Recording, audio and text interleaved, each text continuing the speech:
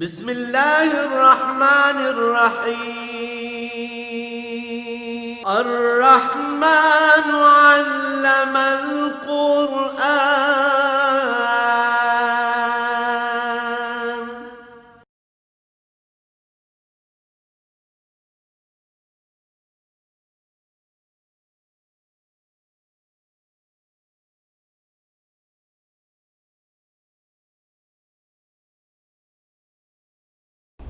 الحمد للہ رب العالمین والصلاة والسلام علی حبیبہ محمد وآلہ وصحبہ اجمعین. اعوذ باللہ من الشیطان الرجیم. بسم اللہ الرحمن الرحیم. وَيَوْمَ نَبْعَثُ مِنْ كُلِّ أُمَّةٍ شَهِيدًا ثُمَّ لَا يُؤْذَنُ لِلَّذِينَ كَفَرُوا وَلَا هُمْ يُسْتَعْتَبُونَ. وَإِذَا رَأَى الَّذِينَ ظَلَمُوا الْعَذَابَ فَلَا يُخَفَّفُ عَنْهُمْ وَلَا هُمْ يُنظَرُونَ. وَإِذَا رَأَى الَّذِينَ أَشْرَكُوا شُرَكَاءَهُمْ قَالُوا رَبَّنَا هَؤُلَاءِ شُرَكَاؤُنَا الَّذِينَ كُنَّا نَدْعُو مِن دُونِكَ فَأَلْقَوْا إِلَيْهِمُ الْقَوْلَ إِنَّكُمْ لَكَاذِبُونَ. اللهم سبحانك لا علم لنا إلا ما علمتنا إنك أنت العليم الحكيم. مولاي صل وسلم دائما أبدا على حبيبك خير الخلق كلهم.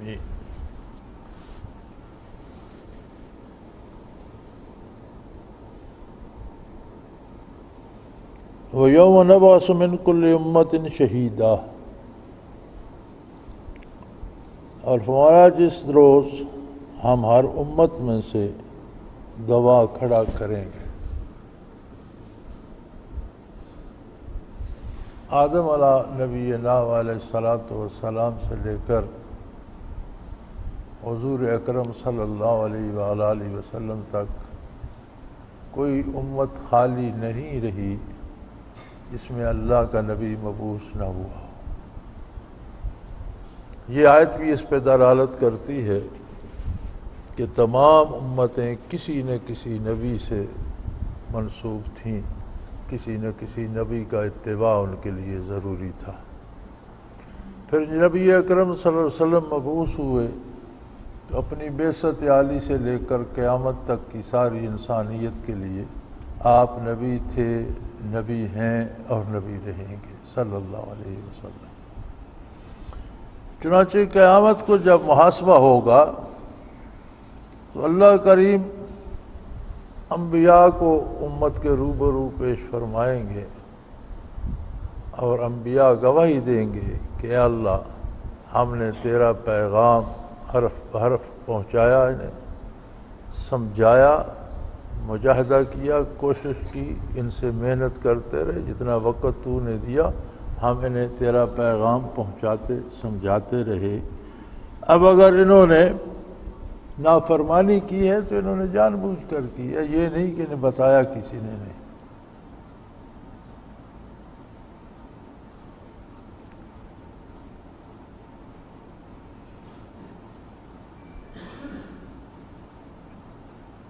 اور کفار انکار کریں گے نا، جب کفار کہیں گے یا اللہ ہمیں کسی نے بتایا نہیں، ہمیں پتہ نہیں تھا، تیری ذات تیری صفات کے بارے کسی نے اطلاع ہی نہیں دی، کسی نے سمجھایا نہیں، تو ہم اپنی بزرگوں یا باپ دادا کی رسومات پہ چلتے رہے تو انبیاء گواہی دیں گے کہ اللہ ہم نے تیرا پیغام انہیں پورا پہنچا دیا.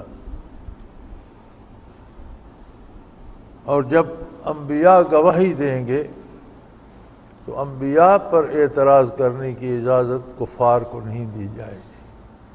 کہاں نبی کی عصمت، کہاں نبی کی پاکیزگی، کہاں نبی کی صداقت اور کہاں کفار کا جھوٹ.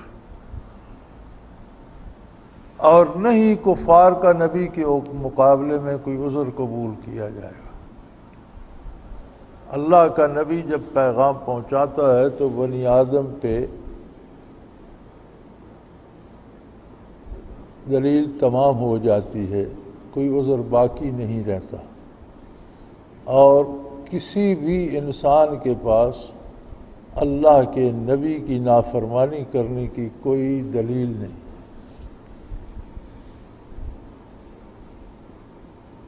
دین یہ ہے کہ جو بات ثابت ہو جائے کہ یہ اللہ کے نبی نے فرمائی ہے، بلا چوں چراں خلوص دل سے اس پر عمل کیا جائے، دل میں بھی کوئی ناگواری نہ آئے۔ تو جب انبیاء کی شہادت ہوگی ان کے خلاف، تو پھر انبیاء پر اعتراض کرنے کی یا بہانے کرنے کی یا معذرت کرنے کی، فرصت مہلت مانگنے کی، اس طرح کی کوئی بات کفار سے قبول نہ کی جائے گی۔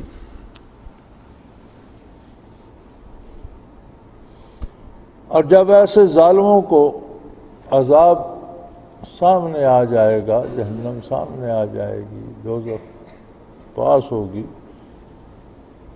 تو فلا یخفف عنہم ولا هم ینظرون، پھر نہ تو کبھی ان کے عذاب میں کمی ہوگی اور نہ انہیں پھر کوئی مہلت دی جائے گی۔ جنت و دوزخ کا دونوں کا حساب عجیب ہے کہ جنت کی نعمتیں ہر لمحہ زیادہ ہوتی رہیں گی اور دوزخ کی مصیبتیں ہر لمحہ بڑھتی رہیں گی۔ دونوں طرف کوئی کمی نہیں ہوگی، ادھر نعمتوں میں کمی نہیں ہوگی، ادھر عذاب میں کمی نہیں ہوگی، اور عذاب میں تسلسل ہوگا، کوئی چھٹی نہیں ہوگی، درمیان میں کوئی مہلت نہیں دی جائے گی۔ اور جب میدان حشر میں سب لوگ حاضر ہوں گے تو مشرکین جن لوگوں کو اللہ کا شریک سمجھتے تھے وہ بھی وہاں موجود ہوں گے، تو اس وقت وہ چلائیں گے کہ یا اللہ سارا قصور ہمارا نہیں، یہ وہ ہیں، قالوا ربنا ہؤلاء شرکاؤنا الذی کنا ندعو من دونک، یہی تو وہ لوگ ہیں، یہی تو وہ بت ہیں، یہی تو وہ نام ہیں جنہیں ہم آپ کے علاوہ پکارتے تھے، ان کی عبادت کرتے تھے۔ فَأَلْقَوْا إِلَيْهِمُ الْقَوْلَ إِنَّكُمْ لَكَاذِبُونَ، تو جن ہستیوں کی وہ عبادت کرتے تھے وہ انہیں جواب دیں گے کہ تم جھوٹ بول رہے ہو۔ اگر پتھر ہے تو پتھر نے کس کو دعوت دی ہے کہ میری عبادت کرو، اور اگر کوئی فرشتوں کو پوجتا ہے تو فرشتوں نے کب دعوت دی ہے کہ ہماری پوجا کرو، اگر کوئی انبیاء یا اللہ کے نیک بندوں کی پوجتا ہے تو انہوں نے کب دعوت دی ہے کہ ہماری پوجا کرو، وہ تو دعوت اللہ دیتے گزر گئے۔ سو جن جن کی پوجا کرتے تھے اور جنہیں اللہ کی صفات یا ذات میں شریک مانتے تھے کہ یا اللہ یہ لوگ ہیں، ان کی وجہ سے ہم گمراہ ہو، فرمائیں گے تم جھوٹ بولتے ہو، ہم نے تمہیں کب کہا تھا کہ ایسا کرو۔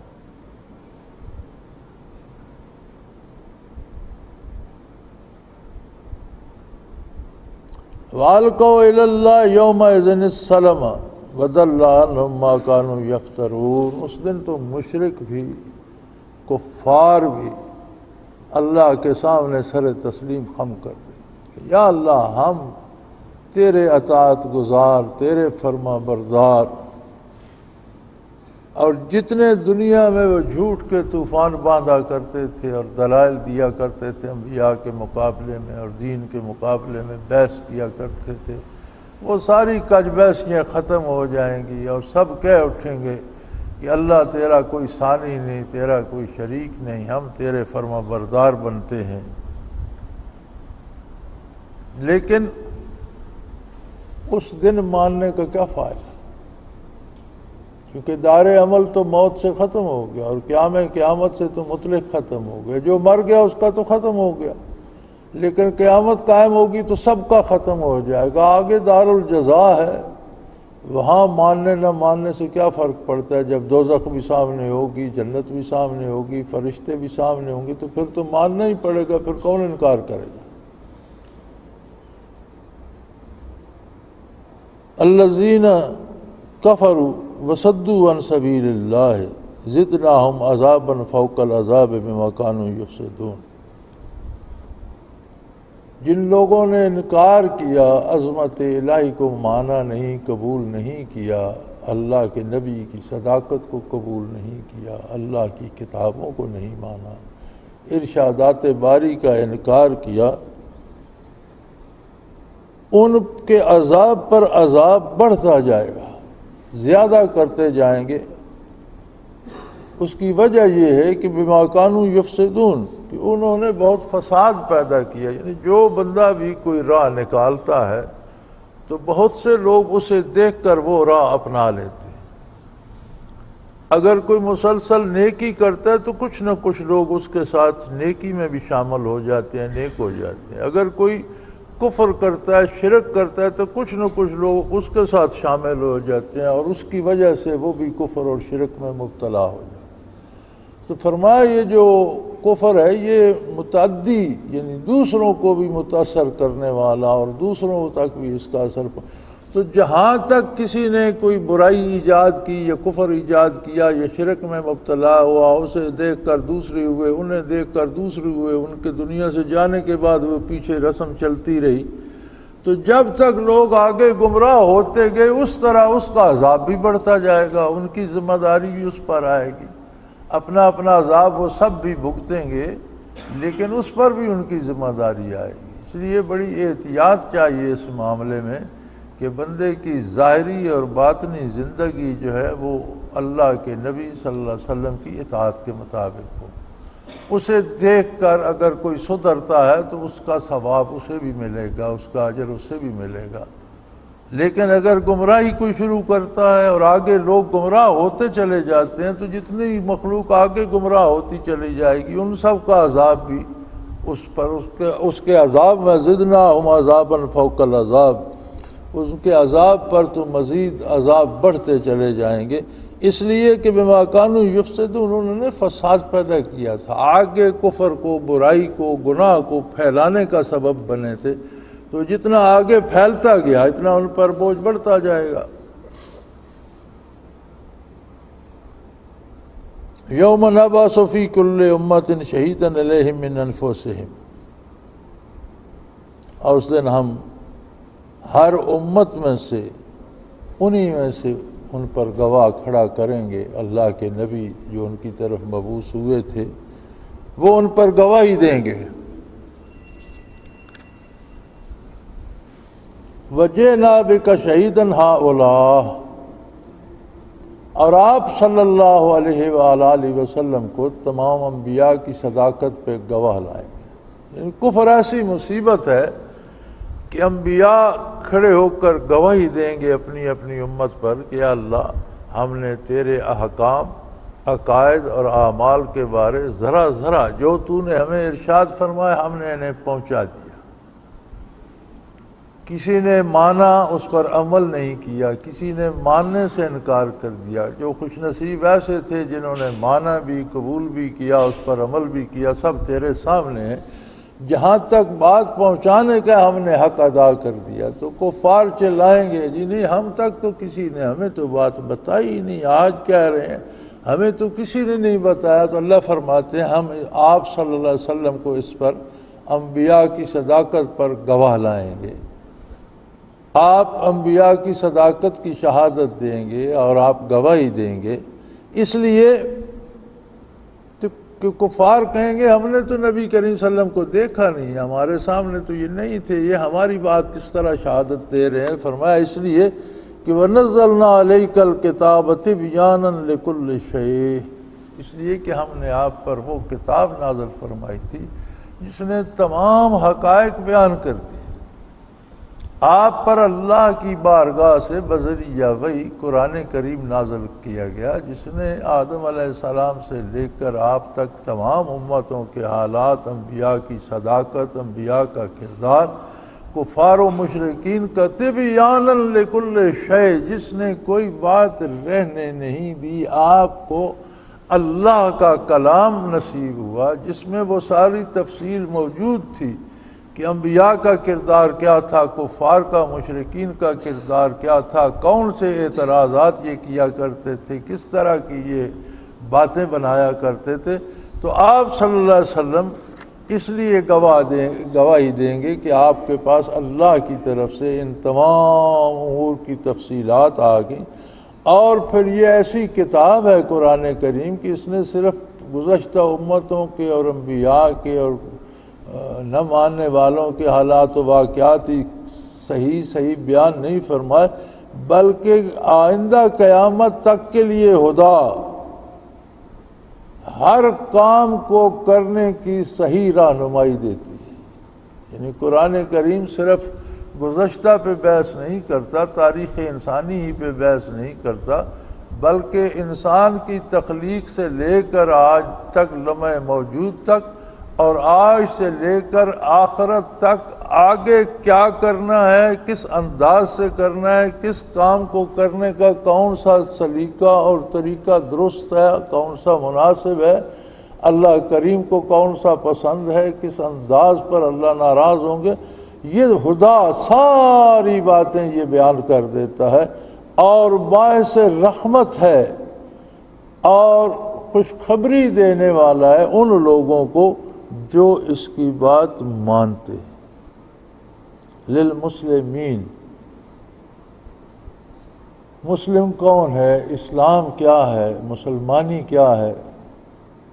سر تسلیم خم ہے جو مزاج یار میں آئے، اللہ و اللہ کے رسول صلی اللہ علیہ وسلم کے حکم کے مطابق سر تسلیم خم کر دینا، اور اپنی اللہ نے جو بساط دیا ہے بساط بھر اس پر عمل کرنے کی کوشش کرنا ہی اسلام ہے۔ تو فرمایا قرآن کریم اقوام گزشتہ کی تفصیلات بھی مہیا کرتا ہے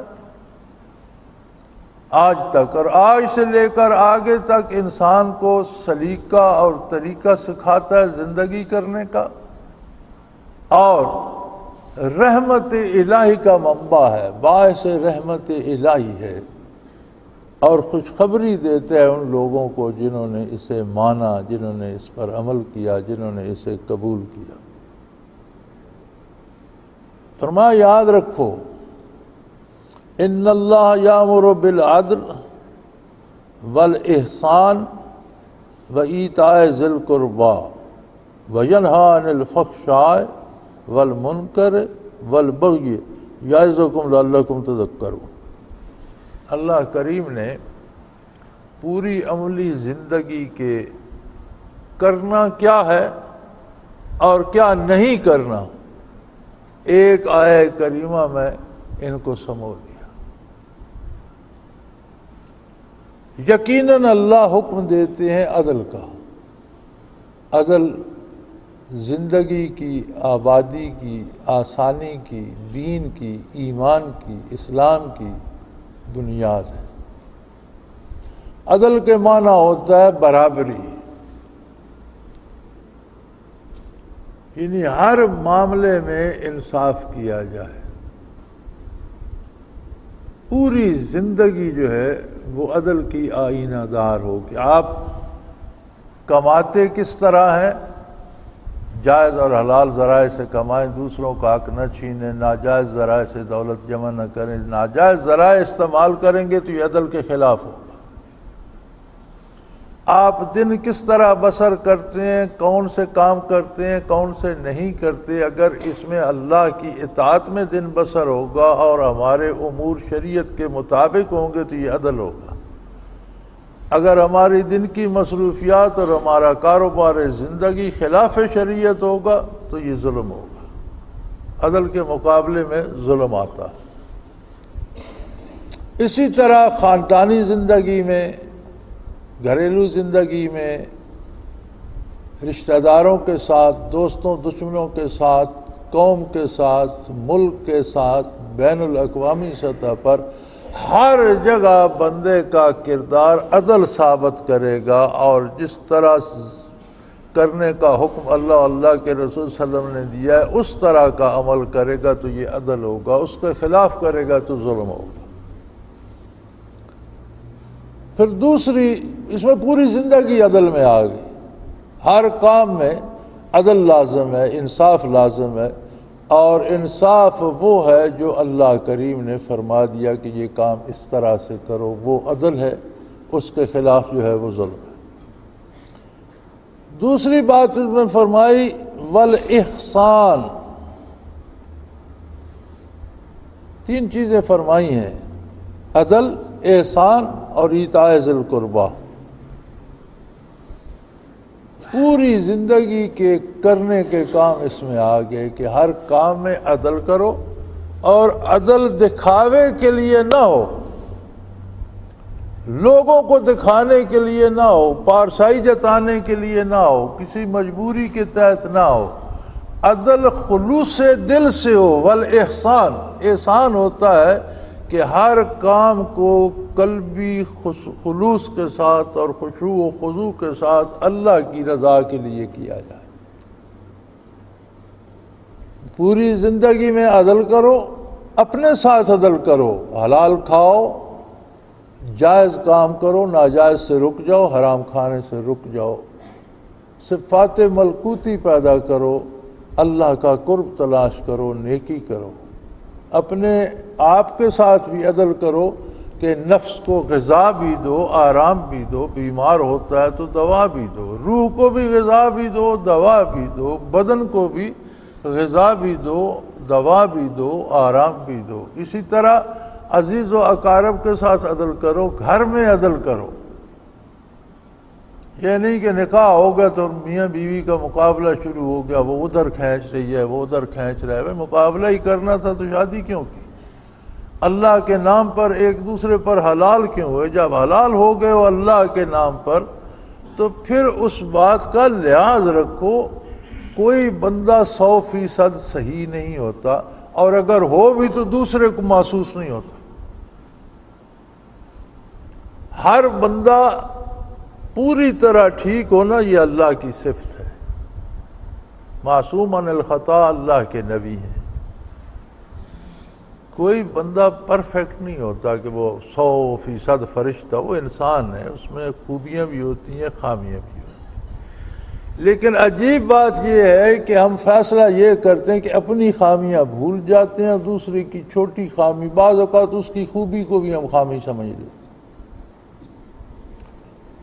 تو فرمایا کسی سے سلوک کرنے کا یہ معیار نہیں ہے، کسی سے، وہ بیوی ہو، اولاد ہو، بیٹا ہو، بیٹی ہو، رشتہ دار ہو، ماں باپ ہوں، ساس سسر ہوں۔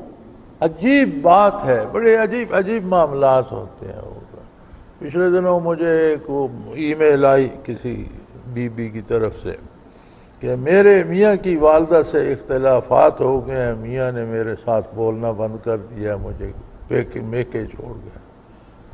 تو میں نے اسے لکھا کہ مجھے تو یہ سمجھ نہیں آتی کہ جب اللہ کے نام پر تم ایک دوسرے پر حلال ہوئے اور تم دو میں سے ایک جان ہو گئے تو پھر اس کی والدہ الگ اور تمہاری الگ کیسے ہوگی؟ کیا وہ والدیں تم دونوں کی والدائیں نہیں ہیں؟ کیا اس کا باپ اور تمہارا باپ دونوں کے باپ دونوں کے لیے باپ کی حیثیت نہیں رکھتے؟ پھر یہ تقسیم درمیان میں کیسی رہ گئی؟ والدہ اس کی الگ نہیں ہے، وہ تمہاری بھی والدہ ہے، اور والدہ کے ساتھ کون سا اختلاف ہے تمہارا؟ تمہاری والدہ صرف تمہاری نہیں ہے، اس کی بھی والدہ ہے رشتے میں۔ تو اللہ کا خوف کرو، والدہ اس کی کر کے اس سے اختلاف نہ کرو، اپنی والدہ سمجھ کر اس سے بات کرو اور دیکھو کہ اس اختلاف میں غلطی تمہاری ہے یا ان کی ہے۔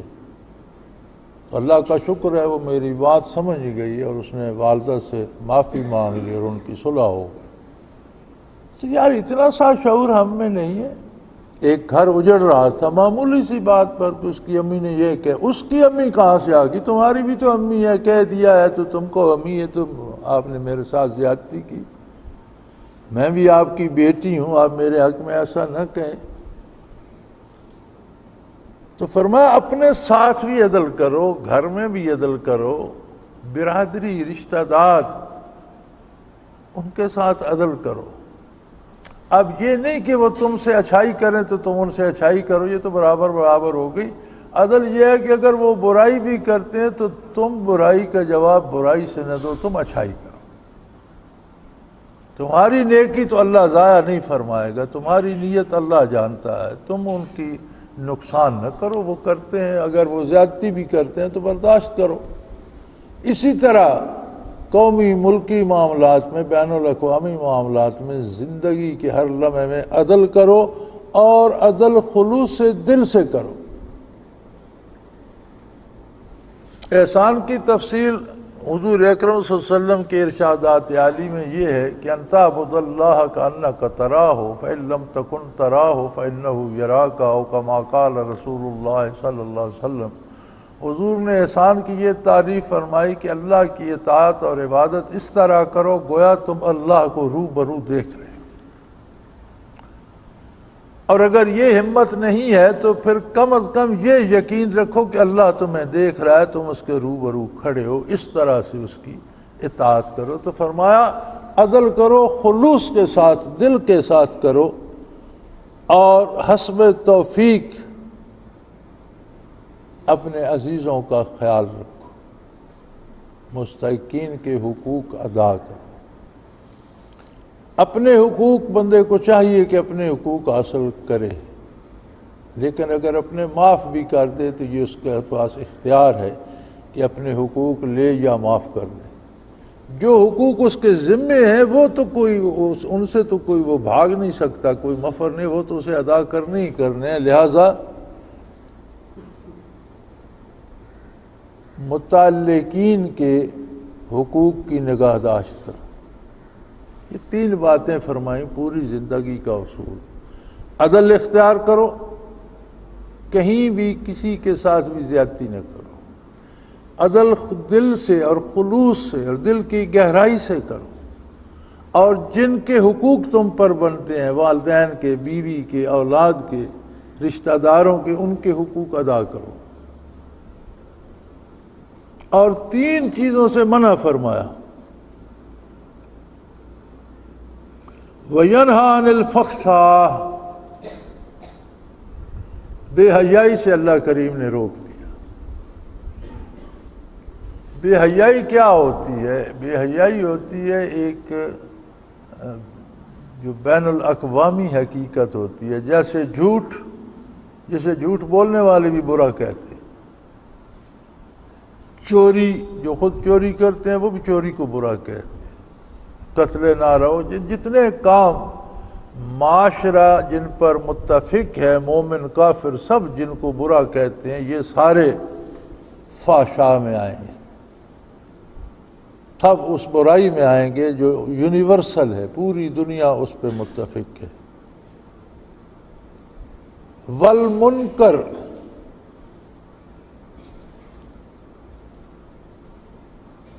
منکر ہوتا ہے برائی، ہر وہ چیز برائی ہے جو اللہ کے دیے ہوئے قانون کے خلاف ہم کسی سے سلوک کرتے ہیں۔ برائی وہ ہوتی ہے جس سے دوسرے کا نقصان ہوتا ہے، دوسرے کی ذات متاثر ہوتی ہے۔ اپنی ذات جس سے متاثر ہوتی ہے وہ بھی برائی ہے۔ اگر عقیدے میں خلل آ گیا، اپنی ذات متاثر ہوئی، پھر جس کی ذات متاثر ہوتی ہے اس کا اثر آگے بھی جاتا ہے، دوسرے بھی متاثر ہوتے ہیں۔ تو جہاں جہاں اطاعت الہی کا دامن چھوٹا وہاں منکر آ گیا۔ والبغی، اور سرکشی، بغاوت، برائی وہ ہوتی ہے جس کا اثر افراد تک محدود ہوتا ہے، اور بغاوت وہ ہوتی ہے جس کا اثر متعدی ہوتا ہے، جو آگے پھیلتا چلا جاتا ہے، بہت سے لوگوں کو، بہت سے انسانوں کو متاثر کرتا ہے، بہت سے لوگوں کے نظریات تباہ ہوتے ہیں، مال و دولت تباہ ہوتا ہے۔ یہ بغاوت ہے اللہ سے، یہ سرکشی ہے کہ اللہ کی مخلوق کو گمراہ کیا جائے یا ان کے حقوق مارے جائیں۔ تو تین کام کرنے کے بتائے قرآن کریم نے، اور تین کام روک دیا کہ یہ نہ کرو۔ بے حیائی نہ کرو، برائی نہ کرو، اور بغاوت نہ کرو۔ یعظکم لعلکم تذکرون، اللہ کریم تمہیں یہ نصیحت فرماتے ہیں تاکہ تم نیکی سیکھ جاؤ، تمہارا معاملہ درست ہو جائے، تاکہ تم ٹھیک ہو جاؤ۔ وَأَوْفُوا بِعَهْدِ اللَّهِ إِذَا عَاهَدتُّمْ وَلَا تَنْقُصُوا الْإِيمَانَ بَعْدَ تَوْكِيدِهَا وَقَدْ جَعَلْتُمُ اللَّهَ عَلَيْكُمْ كَفِيلًا إِنَّ اللَّهَ يَعْلَمُ مَا تَفْعَلُونَ۔ اللہ سے جو عہد کرتے ہو وعدہ کرتے ہو اسے پورا کرو۔ جب ہم نے کلمہ طیبہ پڑھا لا الہ الا اللہ محمد الرسول اللہ صلی اللہ علیہ وسلم، تو ہمارا ایک عہد ہو گیا اللہ سے کہ اے اللہ ہم تیرے سوا کسی کو معبود نہیں مانتے، یعنی تیری کمال اطاعت، پوری اطاعت اور فرما برداری کریں۔ کیسے کرو گے؟ محمد الرسول اللہ صلی اللہ علیہ وسلم جیسے حضرت محمد صلی اللہ علیہ وسلم ارشاد فرمائیں گے، جو طریقہ، جو سلیقہ، جو احکام، جہاں امر جہاں نہیں، جو ہوگا ہم من و عنکبوت۔ تم نے معاہدہ کیا اللہ سے، عہد کیا، صبح شام اسے دہراتے ہو، پھر وہ عہد پورا کیوں نہیں کرتے؟ وہ عہد نبھاؤ۔ اور جو اللہ جل شانہ سے وعدہ کر کے پورا نہیں کرتا، وہ معاشرے میں کیا کرے گا؟ وہ کسی دوسرے کا عہد کیسے پورا کرے گا؟ جب کسی سے عہد کرتے ہو تو نبھاؤ، اور اپنی قسمیں پکی کرنے کے بعد ان کو مت توڑو۔ بعض لوگوں کو بھی تم ضمانت دیتے ہو کہ اس پہ اللہ گواہ ہے میں یہ کروں گا، اللہ کی قسم میں یہ کروں گا، تو جو قسم کسی خلاف شرعی امر پہ کھائی جائے اس سے توبہ کرنا واجب ہے، وہ منعقد نہیں ہوتی۔ ایک کام شرعاً ناجائز ہے، کوئی قسم کھاتا ہے اللہ کی قسم میں آپ کے لیے یہ کروں گا، تو وہ ناجائز ہے، اس سے توبہ کرنی چاہیے، وہ قسم منعقد نہیں ہوتی۔ جو کام شرعاً جائز ہے اور تم کسی سے وعدہ کرتے ہو پھر اس پر اللہ کو گواہ بھی بناتے ہو، تو وہ وعدہ پورا کرو، اپنی قسموں کو توڑو مت، اس لیے کہ تم نے اللہ کو ان پر گواہ بنایا۔ پہلے جو عہد اللہ سے کرتے ہو وہ تو پورا کرو، کم از کم یہ حیا تو کرو کہ میں نے اللہ سے وعدہ کیا ہے، اب میں اس پہ قائم رہوں۔ کام کرتے وقت، فیصلہ کرتے وقت یہ بات سامنے رکھو کہ میں کیا کرنا چاہیے مجھے اور میں کیا کر رہا ہوں، اور جن باتوں پہ اللہ کو گواہ کر کے لوگوں کو یقین دلاتے ہو، پھر ان عہدوں کو، ان معاہدوں کو نبھاؤ بھی صحیح۔ ہمارے ہاں تو اب یہ رواج ہو گیا ہے نا جی کہ ایک سے وعدہ کیا پھر سمجھا نہیں دوسری طرف کوئی دنیاوی مفاد ہے ادھر چلے گئے، اور پھر اس جھوٹ کو اور دھوکہ دینے کو کہتے ہیں جی یہ سیاست ہے۔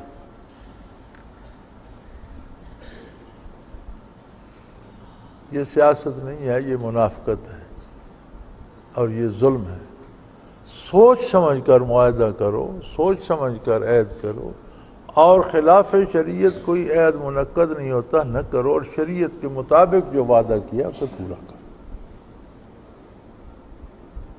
اور یہ مت بھولو تمہارے پاس تھوڑی سی مہلت ہے، تم خود کو بہت ہوشیار سمجھتے ہو، ان اللہ یعلم ما تفعلون، تمہارے ہر عمل سے اللہ کریم واقف ہے، تم جو کچھ کر رہے ہو اللہ کے روبرو کر رہے ہو۔ اب یہ دیکھ لو کل اس کی بارگاہ میں حاضر ہو کر جواب دینا ہے، اور وہ خود تمہارے ہر عمل پہ گواہ ہے۔ اگر اس طرح کرو گے تو تمہاری مثال ایسی ہوگی وَلَا تَكُونُوا كَالَّتِي نَقَضَتْ غَزَلَهَا مِن بَعْدِ قُوَّةٍ أَنْكَاثًا، تمہاری مثال ایسی ہوگی جیسے کوئی خاتون سارا دن سوت کاٹتی رہے اور شام کو جتنا سوت کٹ گیا تھا اکٹھا کر کے اسے توڑ تاڑ کے تار کر کے توڑ تاڑ کے ٹکڑے کر دے، تو ساری وہ جو روئی تھی روئی بھی نہ رہی، روئی کا سوت بنا، سوت اس نے توڑ دیا، سوت بھی نہ رہا، اور دن بھر کی جو محنت تھی وہ بھی گئی، اور اس کے پلے شام کو کچھ بھی نہ رہا۔ ایسا نہ ہو کہ تم اس طرح کے جھوٹ بول بول کر اپنی ساری عمر کی کمائی بھی ضائع کر دو، ساری عمر محنت بھی کرو اور ساری عمر کی کمائی ضائع بھی ہو جائے۔ تتخذون ایمانکم دخلا بینکم ان تکون امۃ ہی اربا من امہ، تم قسموں کو دوسروں پر غالب رہنے کا، یا دوسروں سے اپنے مال چھیننے کا، یا دوسروں کو کمزور کر کے خود کو مسلط کرنے کا ذریعہ نہ بناؤ۔ جھوٹ کو اور جھوٹی باتوں کو اپنے وقار کا ذریعہ نہ بناؤ، اپنے منافع اور اپنے حصول کا، اپنے مقاصد کے حصول کا ذریعہ جھوٹ کو نہ بناؤ۔ انما یبلوکم اللہ بہ، یقیناً اس چیز میں اللہ تمہیں آزمائش میں ڈالے گا۔ دنیا میں بے شمار ایسے مواقع آئیں گے کہ جہاں تمہاری عقل ظاہری کہے گی، مادی عقل کہے گی کہ یہ خیر ہے، یہاں جھوٹ بول جاؤ تو یہ فائدہ ہو جائے گا۔ فرمایا یہ اللہ کی طرف سے آزمائش ہوتی ہے، اور سچ پہ ثابت قدم رہنا ہی اللہ کو منظور ہے۔ اگر جھوٹ کا سہارا لے کر، اسے سیاست کا نام دے کر تم حکومت بھی لے گئے، صدر بن گئے، وزیر اعظم بن گئے، تو کیا ہوگا؟ کیا صدر کو موت نہیں آئے گی؟ کیا وزیر اعظم مٹی میں دفن نہیں ہوگا؟ کیا دولت مند خاک میں ملائے نہیں جاتے؟ کیا امراء جو ہیں وہ زیر زمین نہیں جاتے؟ تم سے بڑے بڑے شہنشاہ جنہوں نے دنیا کو ہلا کر رکھ دیا، آج ان کی قبریں صفحہ ہستی سے مٹ چکی ہیں، ان کی قبریں نہیں ملتی، کون کہاں دفن ہے۔ تو بالآخر انجام یہی ہے، لہذا جھوٹ کا سہارا لے کر کامیابیاں نہ سمیٹو، اور اپنی کامیابی کا ذریعہ جھوٹ کو نہ بناؤ، یہ منافقت ہے اور اللہ کریم کو قطعی پسند نہیں ہے۔ اور یاد رکھو دنیا تو گزر جائے گی، لیکن وَلَيُبَيِّنَنَّ لَكُمْ يَوْمَ الْقِيَامَةِ مَا كُنْتُمْ فِيهِ تَخْتَلِفُونَ۔ یہ جو تم ہیرا پھیریاں کرتے ہو نا، قیامت کو تم سے صرف پوچھی نہیں جائیں گی، تمہیں بتائی جائیں گی۔ اگر تم جھوٹ بول کر، ہیرا پھیری کر کے، چالاکیاں کر کے وقتی طور پر دنیاوی مفاد لے بھی گئے، اقتدار حاصل ہو گیا، دولت مل گئی، تو کیا ہوگا؟ سب کچھ چھوڑ کر چلے جاؤ گے، اور قیامت کو اللہ کریم تمہیں ایک ایک بات بتائیں گے کہ تم نے یہ بھی کیا، یہ بھی کیا، یہ بھی کیا۔ وہ تو تم سے پوچھنے کے محتاج نہیں ہے، بلکہ بہت سے ایسے جرائم ہوں گے جو خود تم بھول چکے ہوگے، جو تمہارے ذہن سے محو ہو چکے ہوں گے، اللہ کریم تمہیں وہ بھی بتائیں گے کہ تم نے یہ بھی کیا تھا، یہ بھی کیا تھا، یہ بھی کیا تھا۔ تو اس وقت پہ نظر رکھو اپنی۔ اور دنیا میں جو تم اختلافات کرتے تھے اور اپنے مفادات کے لیے مختلف گروہ اور ٹولوں میں تقسیم ہو جاتے تھے، تو وہ سارے اختلافات سامنے آ جائیں گے اور اللہ کریم حق واضح کر دیں گے۔ وہ قادر ہیں۔ وَلَوْ شَاءَ اللَّهُ لَجَعَلَكُمْ أُمَّةً وَاحِدَةً، اگر اللہ چاہتے تو سب لوگوں کو ایک ہی امت بنا دیتے، ایک ہی جماعت بنا دیتے، ایک ہی مذہب ہوتا، ایک ہی فرقہ ہوتا، ایک طرح کے نیک لوگوں سے اور صالح لوگوں سے اور اللہ کے بندوں سے اور اولیاء اللہ سے زمین کا سینہ پر ہوتا۔ وہ چاہتا تو ایسا بھی کر سکتا، لیکن اس نے انسان کو اس آزمائش میں ڈال دیا کہ اسے نیکی اور بدی کے دونوں راستے بتا کر فیصلے کا اختیار انسان کو دے دیا کہ اب تیری پسند ہے، تو جدھر چلنا چاہتا ہے چل۔ وَلَٰكِن يُضِلُّ مَن يَشَاءُ، وہ جسے چاہے گمراہ کر دیتا۔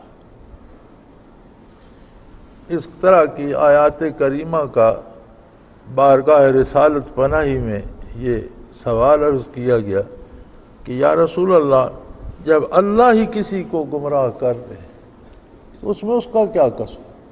آپ صلی اللہ علیہ وسلم نے فرمایا کہ اللہ کریم بلا وجہ گمراہ نہیں فرماتا۔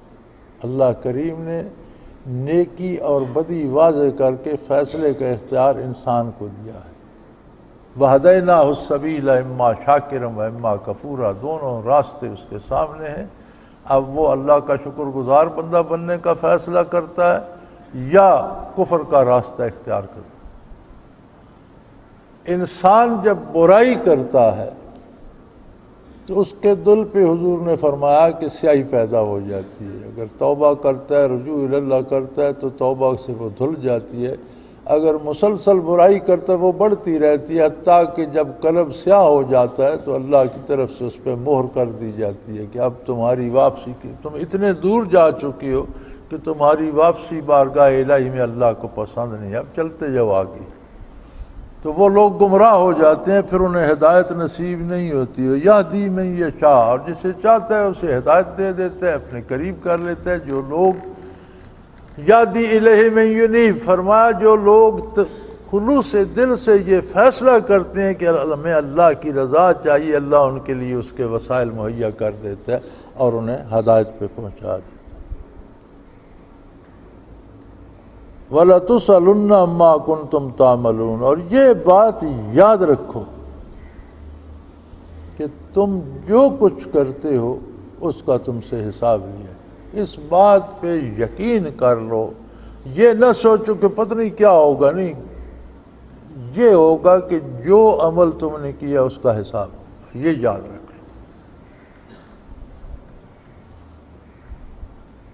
وَلَا تَتَّخِذُوا أَيْمَانَكُمْ دَخَلًا بَيْنَكُمْ فَتَزِلَّ قَدَمٌ بَعْدَ ثُبُوتِهَا وَتَذُوقُوا السُّوءَ بِمَا صَدَدتُّمْ عَنْ سَبِيلِ اللَّهِ وَلَكُمْ عَذَابٌ عَظِيمٌ۔ اپنی قسموں کو، اپنے وعدوں کو آپس میں فساد ڈالنے کا ذریعہ نہ بناؤ، لوگوں کو قسمیں کھا کھا کر دھوکہ نہ دو۔ بڑی بڑی باتوں کو تو چھوڑ دیں، آج کل تو یہ رواج ہو گیا ہے کہ کوئی 10 پیسے کی چیز بھی کسی نے بیچنی ہو، دکاندار نے یا دوسرے، تو اس پہ قسمیں کھاتا رہتا ہے، حالانکہ اسے پتہ ہوتا ہے کہ وہ چیز ایسی نہیں ہے، جھوٹ پہ قسمیں کھاتا رہتا ہے۔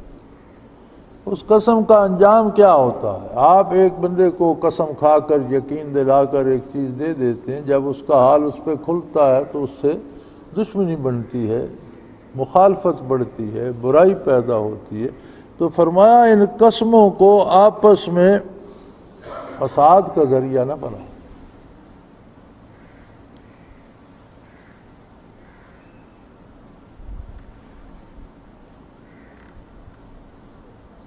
چھوٹی چھوٹی باتیں ان حقائق کو آشکارا کرتی ہیں۔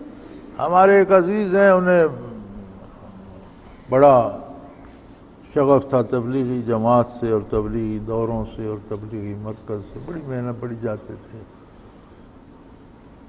تو ایک دفعہ ایک فاتح خانی تھی، وہاں اکٹھے ہو گئے۔ ہمارے ایک عزیز، وہ کچھ سیاست میں بھی رکھتے ہیں دخل، وہ بھی تھے، اور وہ جو سیاستدان ہیں وہ ہمارے اس عزیز کے شاگرد تھے، سکول میں ان سے پڑھتے ہیں۔ تو جب یہ جانے کے لیے اٹھے تو میں بھی ان کے ساتھ ان کی گاڑی تک آیا، وہ سیاستدان بھی ساتھ تھے۔ یہ ہمارے عزیز ہیں، یہ کہنے لگے کہ بھئی تبلیغی اجتماع ہو رہا ہے 3 دن کے لیے اور مجھے جانا ہے، اور تم میرے شاگرد ہو اور تم کبھی اس طرف نہیں آئے، تو تم 3 دن کے لیے میرے ساتھ چلو۔ اس نے کہا جی بالکل آپ کے ساتھ چلیں گے، جائیں گے، 3 دن وہاں رہیں گے، بلکہ آپ کو بھی لے جائیں گے اور وہاں سے ہو کر آ جائیں گے۔ تو میں بڑا حیران ہوا کہ یہ بندہ کیا کہہ رہا ہے، یہ کہاں اور تبلیغی اجتماع کہاں، اس نے کہاں وہاں جانا ہے؟ تو یہ تو بالکل متضاد سی، لیکن میں خاموش رہا۔ وہ گاڑی میں بیٹھ کر چل گئے، تو اب اس سیاستدان کو اور مجھے واپس جانا تھا، ہم اکٹھے واپس۔ تو میں نے اس سے پوچھا کہ بڑا پکا وعدہ کر رہے تھے اور تمہارے استاد بھی ہیں، تو تم جا رہے ہو 3 دن کے لیے؟ تو وہ ہنسا، کہنے لگا میرا کیا کام ہے وہاں، میں کیوں جاؤں گا؟ تو میں نے کہا تم نے اتنا بڑا وعدہ، کہنے لگا جی اسی کو سیاست کہتے ہیں۔ کمال ہے، یعنی یہ میرا ذاتی تجربہ ہے۔ اللہ کریم فرماتے ہیں جب تم کسی کو یقین دلا کر، قسمیں کھا کر دھوکہ دیتے ہو، تو یہاں سے فساد کی بنیاد پڑ جاتی ہے، اور پھر وہ بڑھتے بڑھتے پوری قوم کو فساد میں مبتلا کر دیتے۔ یہ جو ہمارے حکمران اور ہمارے ذمہ دار لوگ دہشت گردی ختم کرنا چاہتے ہیں، یہ دہشت گردی کی بنیاد تو یہ خود رکھتے ہیں، ہر انتخابی جلسے میں جھوٹ بولتے ہیں، ہر میٹنگ میں جھوٹ بولتے ہیں، ہر تقریر میں جھوٹ بولتے ہیں اور دوسروں کو دھوکہ دینے کی کوشش کرتے ہیں، اور یہ فساد کا بیج ہے۔ تو حیرت ہوتی ہے کہ ایک شخص ایک کانٹے دار جھاڑی کا بیج بوتا جا رہا ہے اور نعرے لگاتا جا رہا ہے کہ اس جھاڑی کو ہم ختم کر دیں گے، اس کا خاتمہ ضرور۔ کیسے ختم کرو گے جب تم اس کا بیج رات دن بو رہے ہو؟ قرآن کریم کی باتیں چھوٹی نہیں ہوتی، چھوٹی باتوں میں بہت بڑے بڑے راز ہوتے ہیں۔ اللہ کریم نے جو فرمایا الحمدللہ، یقیناً سارا سچ ہے، اور وہی سچ ہے، الٹیمیٹ ٹروتھ ہے، حقیقت ہے جو اللہ نے فرمایا۔ اللہ کریم فرماتے ہیں اپنی قسموں کو اور اپنی صداقت کو اور اپنی دیانتداری کو فساد ڈالنے کا ذریعہ نہ بناؤ کہ اوپر سے تم بڑے دیانتدار نظر آؤ اور اندر جھوٹ بول بول کر لوگوں کو جھوٹ پر یقین دلاتے رہو، کہو کچھ اور کرو کچھ اور، تو یہ فساد کا بیج ہے، اس سے فساد شروع ہو جائے گا۔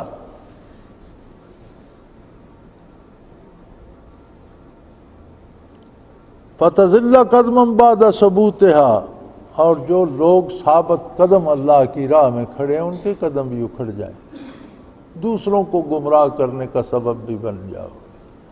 تو اب آپ دیکھ لیں کہ کیا ہماری ساری سیاست صرف جھوٹ پر نہیں چل رہی؟ جو زیادہ جھوٹ بول کر لوگوں کو زیادہ دھوکہ دیتے ہیں، اس ہم زیادہ کامیاب سیاستدان کہتے ہیں۔ تو اللہ نے جو فرمایا کہ یہ فساد کا بیج ہے، تو کیا اب گھر گھر فساد نہیں ہے؟ ہر محکمے میں فساد ہے، ہر گھر میں فساد ہے، ہر جگہ لوگ قتل ہو رہے ہیں، مساجد میں تباہ ہو رہے ہیں، عبادت خانوں میں مارے جا رہے ہیں، گھروں میں بازاروں میں مارے جا رہے ہیں، اور مزید جھوٹ پہ جھوٹ بولا جا رہا ہے، یعنی وہ جھوٹ ختم نہیں کرتے، وہ مزید جھوٹ پہ جھوٹ بولا جا رہا ہے۔ تو فرمایا جو لوگ قدم جما چکے ہیں، اگر تم اس طرح یہ جھوٹ کا سہارا لیتے رہے تو ان کے قدم بھی ڈگمگا جائیں گے۔ فَتَذُوقُوا السُّوءَ بِمَا صَدَدتُّمْ عَنْ سَبِيلِ اللَّهِ وَلَكُمْ عَذَابٌ عَظِيمٌ، اور جس طرح تم یہ جھوٹ پہ جھوٹ بول کر لوگوں کو لڑا رہے ہو اور برائی کا بیج بو رہے ہو، اس کا محاسبہ ہوگا اور تمہیں اس کا مزہ چکھنا پڑے گا۔ تذوقوا السوء، اس کا انجام بہت برا ہوگا اور وہ انجام تمہیں بھگتنا پڑے گا، چکھنا پڑے گا۔ اس لیے بما صددتم عن سبیل، تو تم اللہ کی راہ سے روک رہے ہو، برائی پھیلا کر، جھوٹ پھیلا کر، منافقت پھیلا کر لوگوں کو گمراہ کر رہے ہو، لوگوں کو فساد میں ڈال رہے ہو، لوگوں کو نیکی سے اللہ کی راہ سے روک رہے ہو۔ اور وَلَكُمْ عَذَابٌ عَظِيمٌ، اور اس کا عذاب بہت بڑا ہوگا۔ علماء حق فرماتے ہیں کہ جہاں عذاب عظیم آتا ہے اس سے مراد یہ ہوتی ہے کہ وہ بہت بڑا عذاب ہوگا، لیکن صرف نہیں کہ جو ہوگا وہی ہوگا، نہیں، اس میں لمحہ بلمحہ زیادتی ہوتی رہے گی، اسے اس لیے عظیم کہا گیا کہ وہ بڑھتا ہی جائے گا، کہیں رکے گا نہیں۔ تو فرمایا جھوٹ بول کر، جھوٹی قسمیں کھا کر، جھوٹے وعدے کر کے تم دنیاوی شہرت تو حاصل کر سکتے ہو، تم دولت کما سکتے ہو، تم اقتدار لے سکتے ہو، لیکن یہ تمہیں لے ڈوبیں گی۔ جو اس تمہارے جھوٹ سے لوگ گمراہ ہوں گے ان کی سزا بھی تم پر بھی آئے گی، ان کو بھی ملے گی، اور تمہارے لیے وہ عذاب ہوگا جو ہر لحظہ بڑھتا رہے گا، جس میں کہیں کوئی مقام ایسا نہیں آئے گا کہ یہ پورا ہو گیا۔ وَلَا تَشْتَرُوا بِعَهْدِ اللَّهِ ثَمَنًا قَلِيلًا، چند ٹکوں کے عوض اللہ کے دین کو، اللہ کے نام کو، اللہ کے عہد کو مت بیچو۔ اس سے یہ مطلب نہ لیا جائے کہ تھوڑے پیسوں پر ایمان نہ بیچو، زیادہ پر بیچ دو، بلکہ ساری دنیا بھی جمع کر کے دی جائے تو وہ آخرت کے مقابلے میں نہ ہونے کے برابر۔ دنیا کے لیے، دنیاوی مفادات کے لیے جھوٹ مت بولو، جھوٹی قسمیں مت کھاؤ، اپنا اللہ سے کیا ہوا عہد جو ہے اسے مت بیچو۔ بلا تشتروا بعہد اللہ ثمنا قلیلا، تم نے اللہ سے عہد کیا ہے، میں تجھے واحد اللہ شریک مانتا ہوں، میں تیری عبادت کرتا ہوں، کوئی دوسرا معبود نہیں مانتا، تیرے نبی صلی اللہ علیہ وسلم پر یقین رکھتا ہوں، ایمان رکھتا ہوں، اطاعت کروں گا۔ تو دنیاوی مفادات، دنیا کا، پوری دنیا کی حکومت بھی تمہیں مل جائے اور رات کو تم مر جاؤ تو پھر اس حکومت کو کیا کرو گے؟ کل مر جاؤ گے، 10 دن بعد مر جاؤ گے، سال بعد مر جاؤ گے۔ تو جھوٹ بول کر، ہیرا پھیری سے، جھوٹی قسمیں کھا کر اقتدار یا دولت کی مفادات حاصل نہ کرو کہ اس کی کوئی حیثیت نہیں ہے دنیا کی، یہ ختم ہو جائے گی۔ انما عند اللہ وخیر لکم، جو کچھ اللہ کی طرف سے تو تمہارے لیے بہت بہتر ہے۔ سچ بولو، اللہ کی طرف سے جو حلال اور جائز مفادات ہیں وہ حاصل کرو، اللہ نے اس سے نہیں روکا۔ اچھا کھاؤ، اچھا پہنو، حلال کماؤ، دوسروں کا چھین کر نہیں، جھوٹ بول کر نہیں، سچی بات کر کے عزت حاصل کرو، اور وہ تمہارے لیے بہتر ہے ان کنتم تعلمون، اگر تم علم رکھتے ہو۔ تو پھر جو سچی نعمت ہے اللہ کی طرف سے جو حلال ہے، اس کے حصول کی جو جائز ذرائع ہیں وہ سب درست ہے، اس پر قناعت کرو کہ وہ اللہ کا انعام ہے۔ اور یہ یاد رکھو ما عندکم ینفد، تم جو کچھ بھی کر لو وہ سب تباہ ہو جائے گا، باقی نہیں رہے گا۔ وما عند اللہ باق، اور جو اللہ کی طرف سے ہے وہ ہمیشہ ہمیشہ تمہیں آرام دے گا، اس سے ہمیشہ تم فائدہ حاصل کرو گے، وہ تمہاری ہمیشہ کی راحت کا سبب ہے۔ وَلَنَجْزِيَنَّ الَّذِينَ صَبَرُوا أَجْرَهُمْ بِأَحْسَنِ مَا كَانُوا يَعْمَلُونَ، اور یہ یاد رکھو جن لوگوں نے صبر کیا، صبر کا معنی یہ ہے کہ جو اطاعت الہی پہ جم گئے اور لالچ کر کے دوسری طرف نہیں گئے۔ صبر کا لغوی معنی ہے جیسے گھوڑے کی باگھ کھینچ کر روک لیا جاتا ہے، کسی کام سے رک جانا، جم جانا، اس کام کے قریب نہ جانا، یہ صبر ہوتا ہے۔ تو جنہوں نے صبر کیا یعنی اللہ کے حکم پر قائم رہے اور اللہ کے حکم کی خلاف ورزی کی طرف نہیں گئے، نافرمانی نہیں کی، اللہ ان کے اعمال کا بہت بہترین پھل انہیں عطا فرمائے گے۔ ان کے سامنے مواقع تھے، جھوٹ بولتے تو دنیا کا فائدہ حاصل کر سکتے، جھوٹ بولتے تو اقتدار حاصل کر سکتے، جھوٹ بولتے تو مال کما سکتے، انہوں نے کہا نہیں، جھوٹ نہیں بولیں گے، اللہ کی نافرمانی نہیں کریں گے، جائز وسائل سے جو حاصل ہوگا حلال پر اور سچ پر گزارا کریں گے۔ فرمایا اس دن سمجھ آئے گی کہ اللہ نے ان کے صبر کا اور ان کی اطاعت کا کیا بدلہ دیا۔ جب وہ اجر دے گا تو بندے نے جو عمل کیا اس نے اپنی حیثیت کے مطابق کیا، اللہ کریم جب عطا فرمائیں گے تو اپنی شان کے مطابق عطا فرمائیں گے۔ وآخر دعوانا ان الحمد للہ رب العالمین۔ اللہ اللہ اللہ اللہ اللہ اللہ اللہ اللہ۔ حضرت امیر محمد اکرم آوان مد ظلہ العالی دارالعرفان منارہ ضلع چکوال میں سالہ سال سے قرآن و حدیث کے اوپر خطابات کر رہے ہیں اور سلسلہ نقشبندیہ اویسیہ کے مطابق لوگوں کو ذکر الہی کی تربیت دے رہے ہیں۔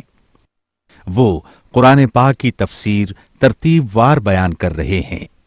تفسیر قرآن کو وہ موجودہ ملکی اور بین الاقوامی حالات کے مطابق بیان کرتے ہیں۔ موٹر وے سے کلر کہار کے انٹرچینج سے نکلتے ہوئے کلر کہار کی جھیل سے ہوتے ہوئے میانی، بوچھال اور نور پور سے گزرتے ہوئے دارالعرفان منارہ پہنچ سکتے ہیں۔